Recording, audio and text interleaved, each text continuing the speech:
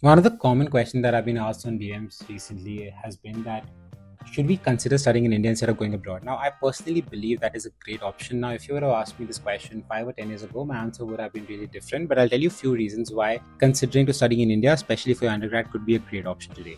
One, we have excellent universities available. 10 years ago, we were just coming onto the surface and figuring out the best possible institutions. We just stuck up with traditional government universities, which have upgraded, but we have some really cool liberal arts education universities, private universities coming in, international universities setting up shop like Southampton, that's already in Gurgaon, and a few others opening like Bristol, Liverpool in the next 2 or 3 years. So understand that Indian education is actually coming of age. Second, if you're not very certain about a particular university or a country, don't spend 2.5 to 3 CR walking into those countries where you are just going to be asked to leave after you graduate.